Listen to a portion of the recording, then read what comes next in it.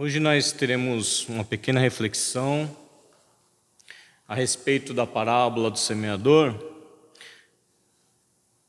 Eu digo pequena porque, se nós formos realmente estudar a fundo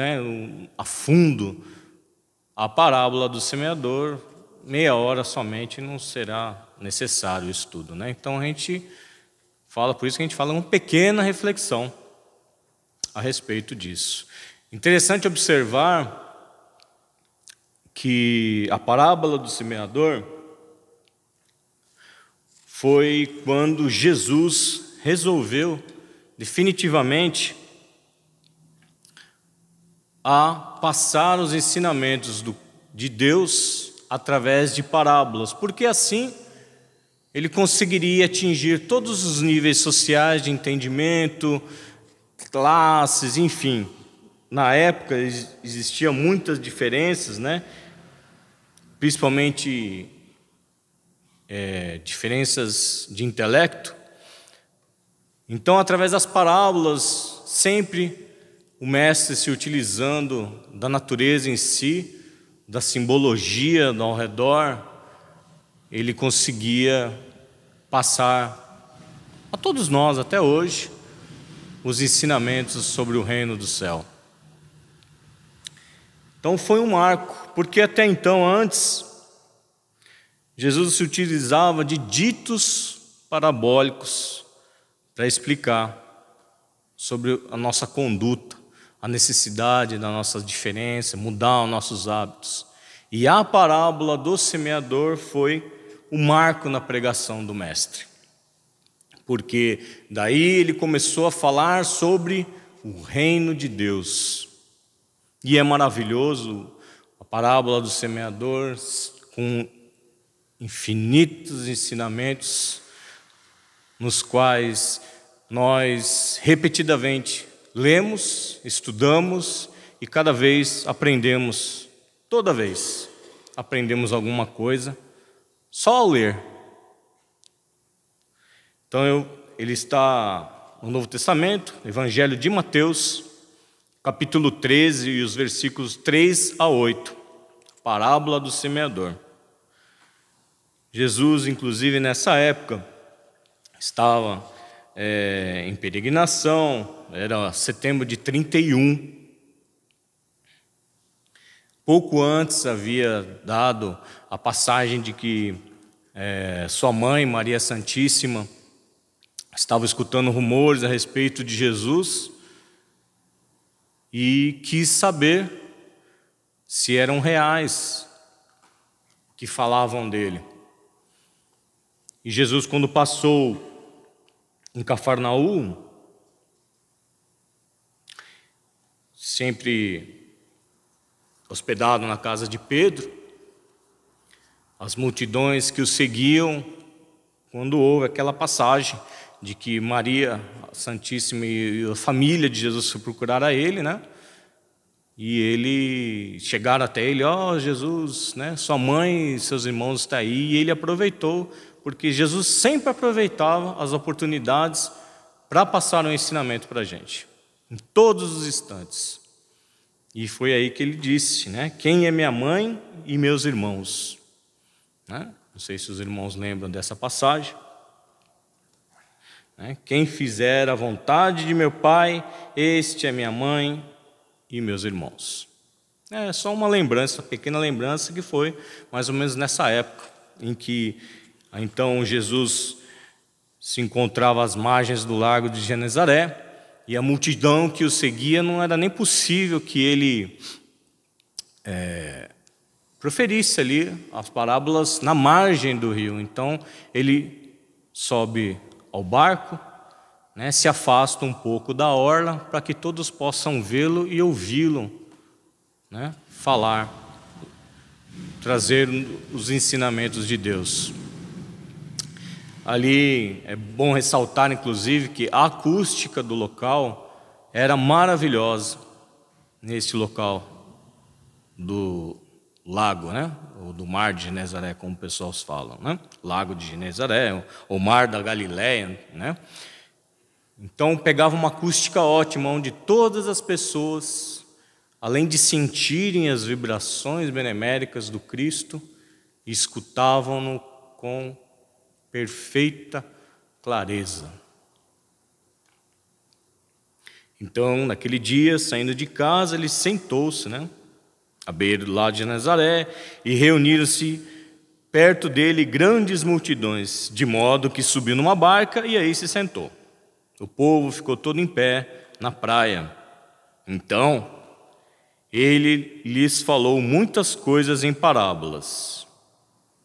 E dizia assim: eis que o semeador saiu para semear. Enquanto lançava a semente, algumas caíram ao longo do caminho, e vieram as aves do céu e logo as comeram. Outra semente caíram em terreno pedregoso, onde não havia muita terra. Brotaram depressa, porque a terra não era profunda, e tendo saído o sol, queimaram-se, e como não tinha raiz, secaram. Outras caíram entre espinheiros, e cresceram os espinheiros e as sufocavam. E outras caíram em boa terra e davam fruto. Uma deu 100, outra 60 e outra deu 30. Quem tem ouvidos, que entenda. Então, normalmente, quando nós fazemos o estudo da parábola do semeador, a gente faz uma pincelada de todas as ocasiões, que no caso aqui, a semente é representada pelo reino dos céus, o reino de Deus, que vai ser implantada no homem, no coração do homem. E cada um será o tipo de solo aqui descrito na parábola. Não vamos conseguir falar sobre todos, mas eu trouxe aqui em especial, só um tipo de solo para a gente refletir um pouquinho a respeito.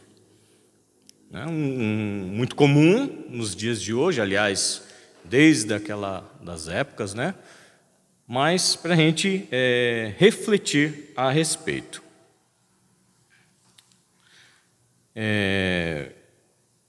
Ali, no caso, a sabedoria do mestre era tão grande porque Galileia era praticamente uma sociedade agrária, vivia da agricultura.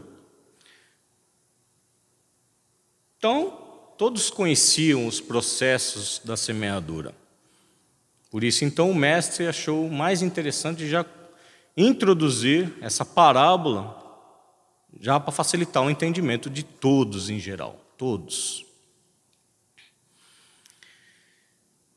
Então, a semente que caíram entre os espinheiros e cresceram, daí os espinheiros cresceram mais rápido e a sufocaram. É sobre esse solo que eu gostaria de trazer para os irmãos a reflexão. Gostaria de falar sobre todos, mas vamos em especial falar sobre esse. A semente que caiu entre os espinheiros. É mais ou menos representado assim. Jesus, porque ao fazer a parábola, ao citar a parábola a todos, os próprios discípulos de Jesus, que sempre o seguiam, inclusive com os apóstolos, eles acharam estranharam um pouco, a maneira como Jesus passou a ensinar sobre o reino do céu, sobre Deus. Então, Jesus explicou mais detalhado o que significava cada tipo de solo, conforme cada tipo de pessoa que recebe o reino de Deus em si. E esse terceiro, que foi semeado entre os espinhos, seria representado pela pessoa que ouve a palavra de Deus, mas com as preocupações dessa vida e ilusão das riquezas, abafam a palavra e ela se torna infrutífera. Secam, ou sufocam, perdão. E o que seriam essas preocupações da vida e as ilusões da riqueza. Basicamente, meus irmãos, se trata do materialismo presente em nossas vidas. Algumas vezes nós nos pegamos, nós, principalmente espíritas, que o espiritismo costuma combater, bater de frente com o materialismo. Então, às vezes, nós erguemos as bandeiras dizendo: não sou materialista. Mas reparemos bem nessa palavra, materialismo. Se aprofundarmos, pensarmos direito a respeito, todos nós somos materialistas. Por quê? Dependemos da matéria. Nós dependemos, infelizmente, de recursos financeiros, do trabalho, da tecnologia. O que então o mestre sempre condena e sempre deixa bem frisado isso, não é o ato de ser materialista, mas sim deixar que o materialismo chega em excesso nas nossas vidas. Esse que é o verdadeiro perigo do materialismo. Infelizmente, nos dias de hoje, nós não temos condições de viver sem a matéria. Nosso corpo já é praticamente uma matéria. Nós precisamos dele para vivenciar as experiências aqui no planeta Terra. O carro que utilizamos, o veículo importa, o emprego, o recurso, tudo é matéria. Nós dependemos da matéria. A diferença é que quando nós deixamos da necessidade para o excesso, aí o excesso sufoca-nos até a alma, sufoca a nossa crença, sufoca a nossa opinião, sufoca. Tal como os espinhos que crescem mais rápido do que aquela sementinha e acaba por sufocar e matar a semente.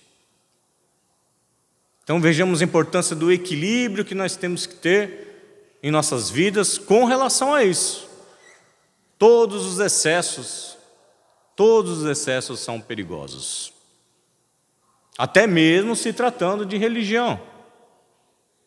O fanatismo sufoca. Então,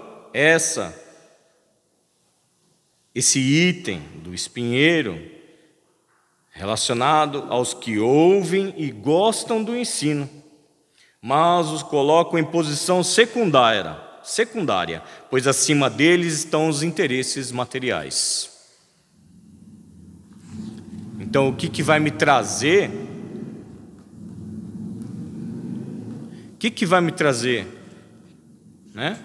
Porque geralmente nós pensamos mais no material mesmo. O que vai me trazer? Rezar todo dia, por exemplo.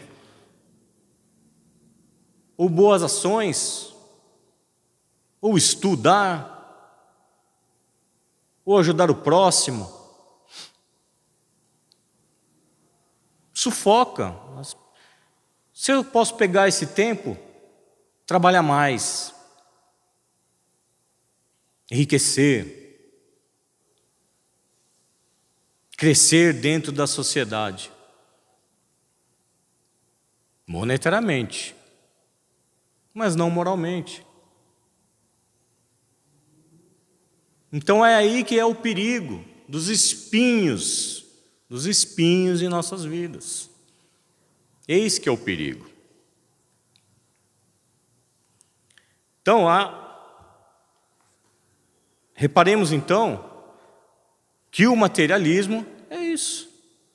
Somos materialistas? Somos. Mas não em excesso. Essa é a grande diferença. É onde nós devemos prestar atenção na nossa conduta, nos nossos valores, nas nossas prioridades no dia a dia.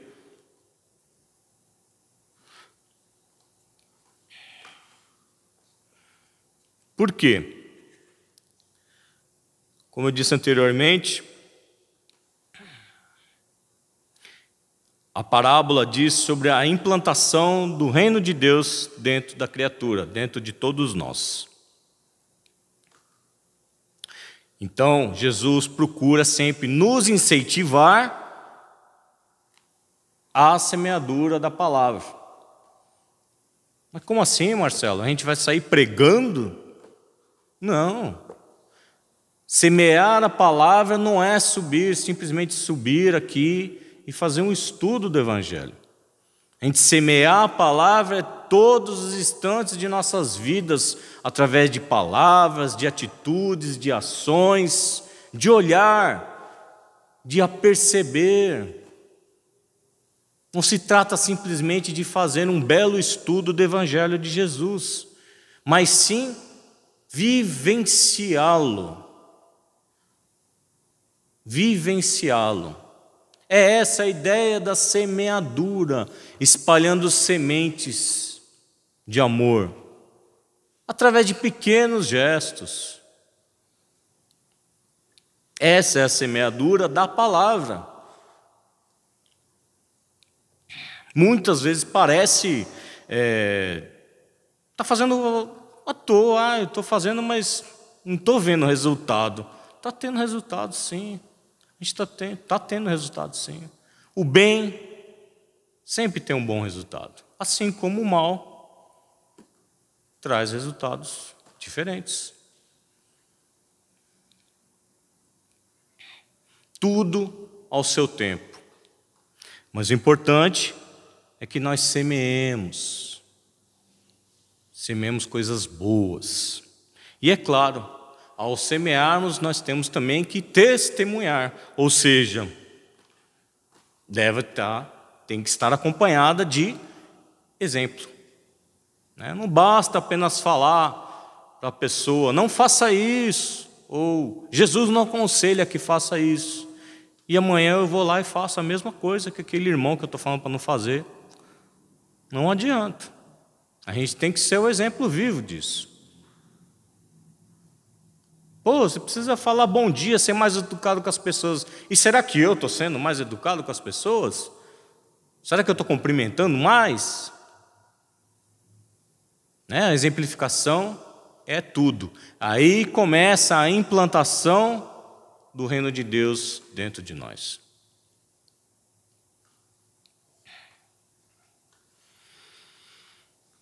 Por quê? Nós somos tal qual o campo, a terra.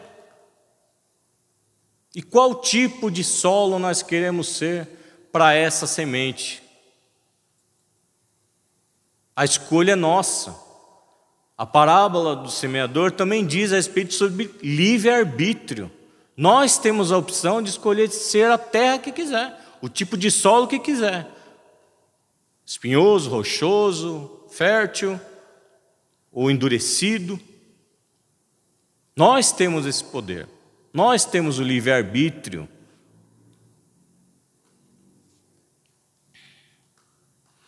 Então, quando fazemos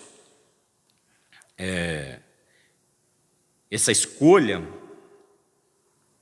do que queremos para nossas vidas, que é o que vai fazer diferença para todos nós, a nossa escolha de que solo nós nos tornaremos,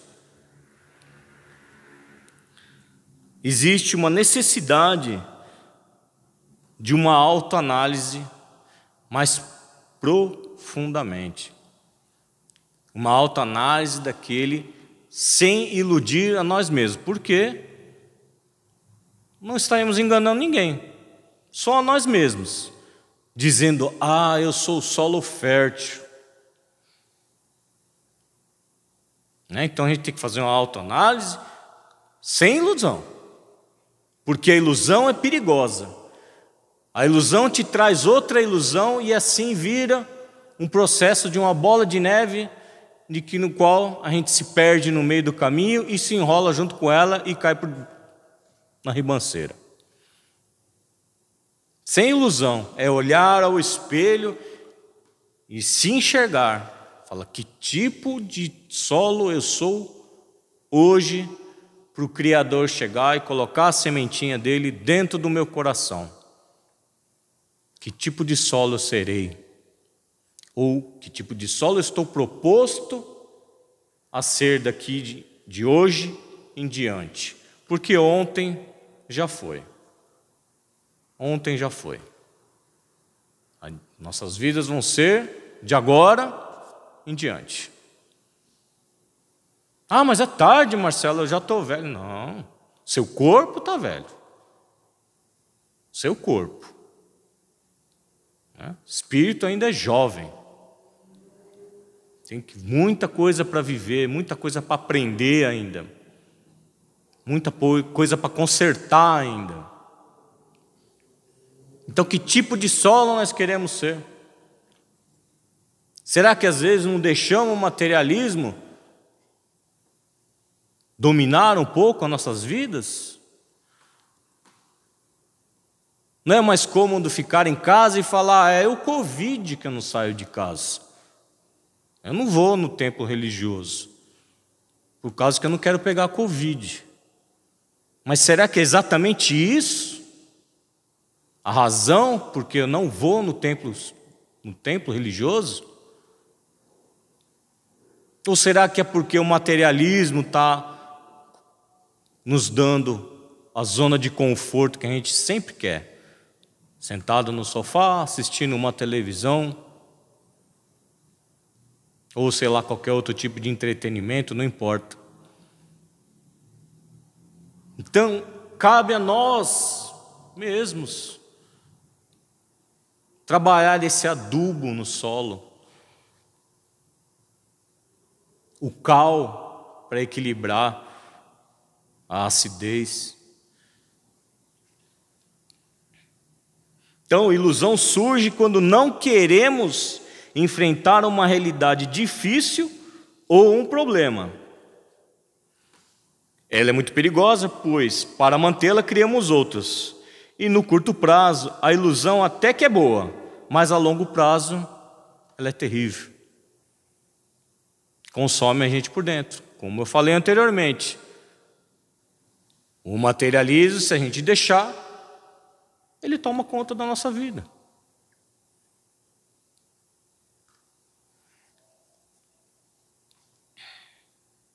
Existem vários tipos de ilusões. O irmão aqui, ele cita duas, as mais comuns, as prejudiciais. Vejam bem, ilusões prejudiciais. Como afirmamos, por exemplo, não ler livros por falta de tempo. Mesmo que Jesus nos recomenda, conhecereis a verdade e a verdade vos libertará. Sem estudo, a criatura não conhece a verdade. E como o próprio Jesus ensinou, nós não conseguimos reparar os nossos próprios erros se não sabemos a conduta correta.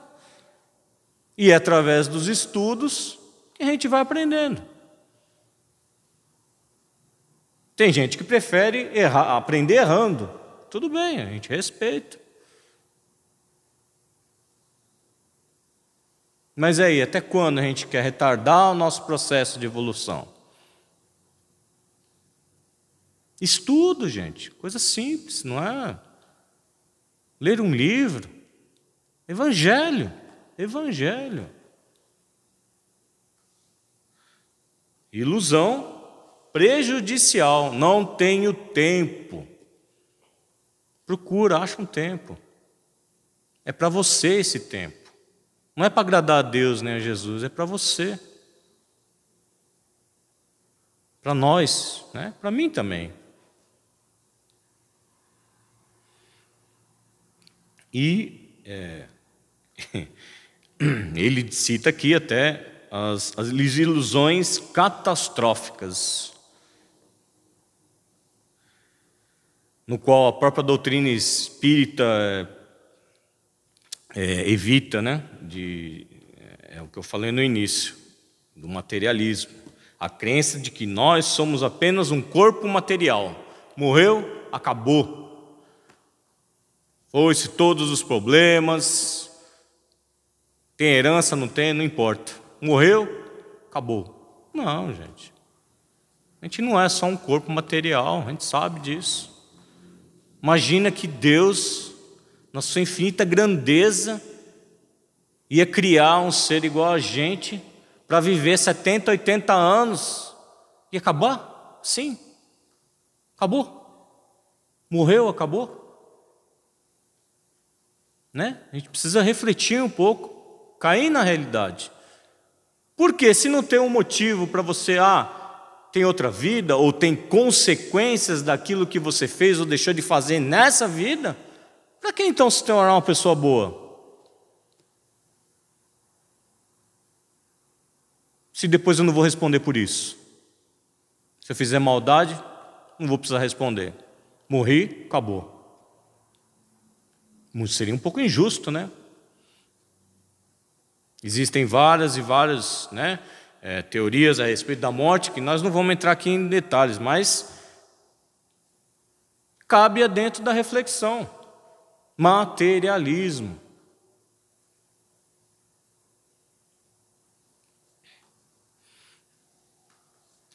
Aquele que se conscientiza de que seus comportamentos, as suas prioridades, enfim, a sua conduta necessita de melhoria, ele já chega no plano espiritual, depois que ele desencarna ou que ele morre, consciente daquilo que ele fez e principalmente daquilo que ele deixou de fazer.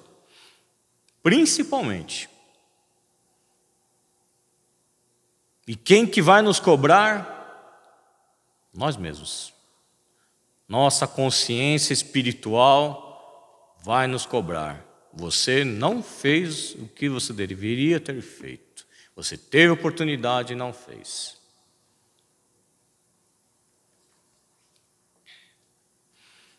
E nós não vamos poder alegar que a gente estava iludido, que a gente não sabia.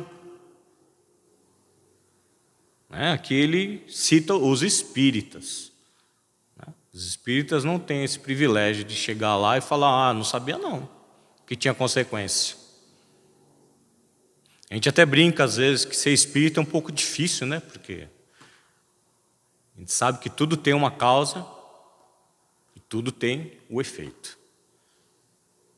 Seja em vida ou pós-vida.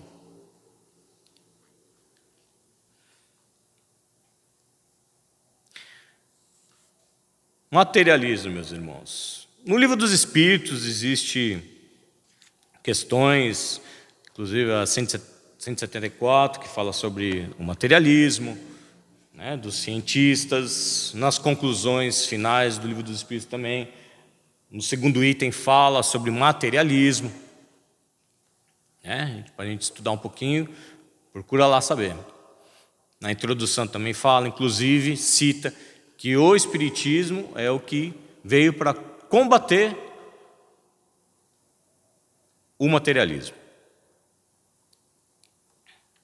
Mas aqui o irmão recomenda que a gente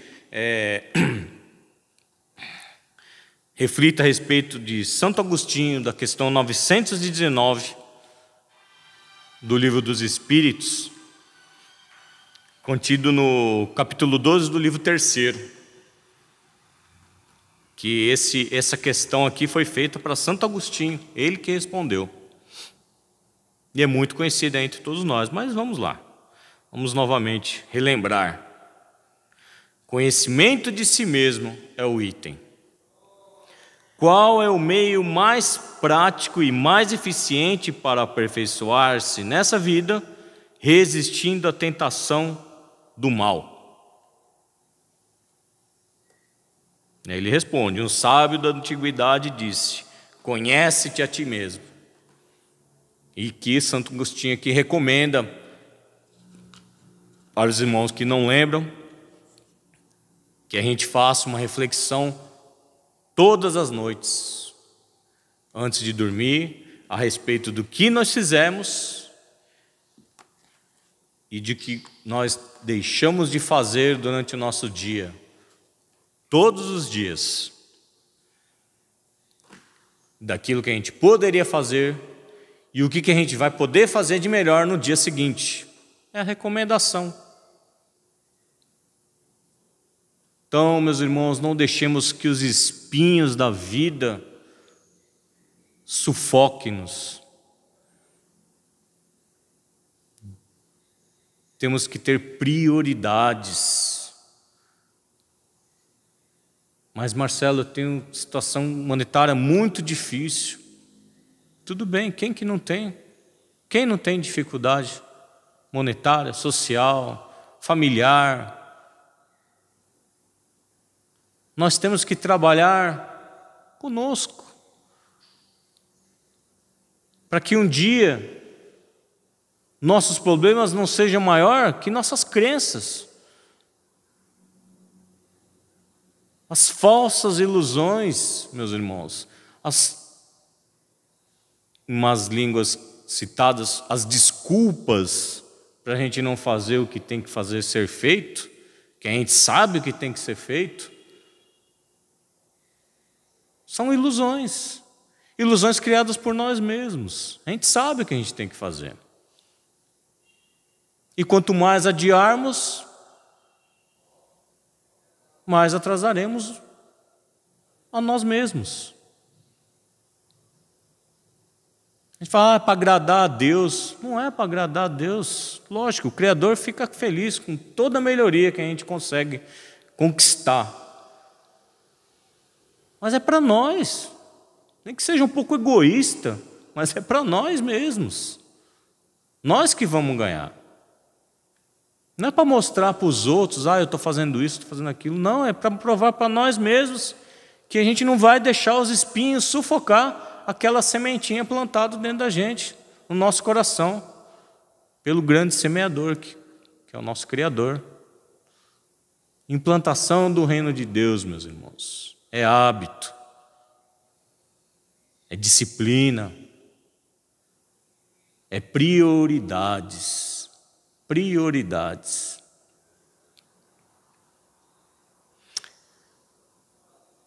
Que Jesus nos abençoe, agradecendo sempre a presença desse irmão divino, tão querido, nosso mestre, nosso modelo e guia,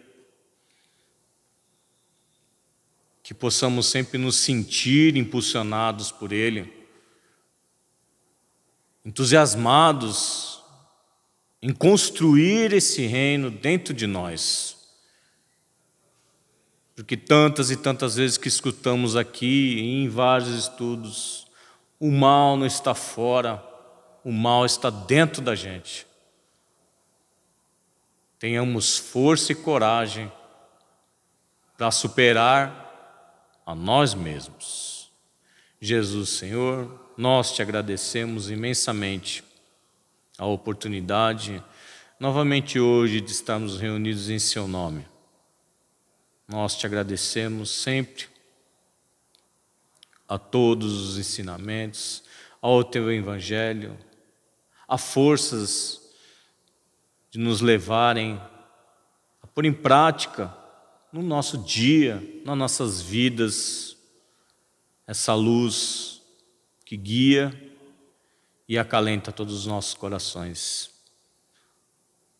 Obrigado, Senhor. Abençoa a cada um de nós, nossas famílias, nossos entes queridos e a todos os irmãos necessitados, enfermos do corpo e da alma.